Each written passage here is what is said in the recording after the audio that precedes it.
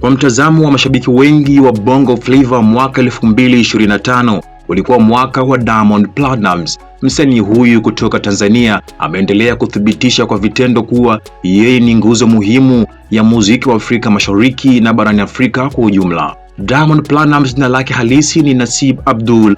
Alizaliwa Oktoba 2 mwaka 1989 jijini Dar es Salaam. Safari yake ya muziki ilianza katika mazingira magumu, lakini kupitia juhudi, kipaji na nidhamu alifanikiwa kujijenga kutoka msanii wa kawaida hadi kuwa nyota wa kimataifa. Aliibuka zaidi mwaka 2010 kupitia wimbo wake Wakamwambie, ulimuweka kwenye ramani ya muziki wa Tanzania.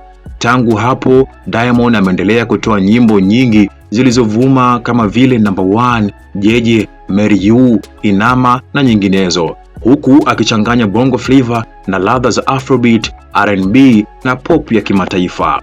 Mbali na muziki, Diamond ni mwanzilishi wa lebo ya WCB Wasafi ambayo imekuwa chimbuko la vipaji vikubwa katika muziki wa Tanzania na Afrika.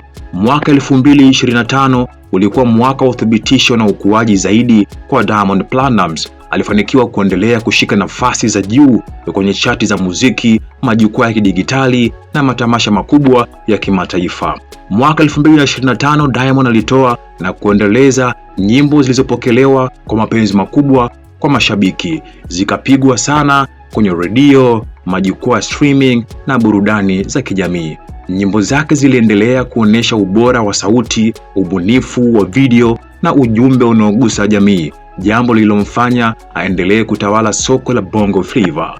Mwaka 2025 Diamond aliendelea kuvunja rekodi kwenye majukwaa ya kidijitali, hasa YouTube na streaming platforms, akibaki kuwa ni mmoja wa wasanii wa Afrika wenye watazamaji na wasikilizaji wengi zaidi duniani. Hii ilionyesha namna muziki wake unavyovuka mipaka ya lugha na nchi kiujumla.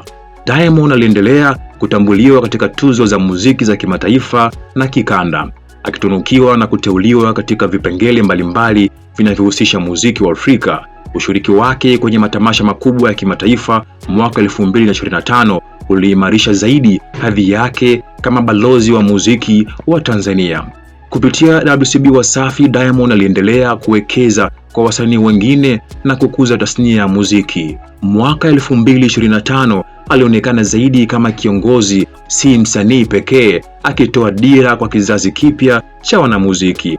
Kwa mtazamo binafsi wa mashabiki wengi, Diamond Platnumz ndiye msanii aliyefanya vizuri zaidi kwenye Bongo Flava mwaka 2025. Historia yake ya kupanda kutoka maisha ya kawaida hadi mafanikio ya kimataifa, pamoja na ubora wa kazi zake na ushawishi wake, vinaifanya mwaka 2025 kuwa mwaka mwingine muhimu katika safari yake ndefu ya muziki. Diamond Platnumz ameendelea kuthibitisha kuwa si tu nyota wa muda, bali ni urithi hai wa muziki wa Tanzania na Afrika. Makala hii imesomwa na mimi 24/7 Shaksi, na hii ni Kasako Media. Kasako Media, tunaangazia maisha, tunaandika kesho.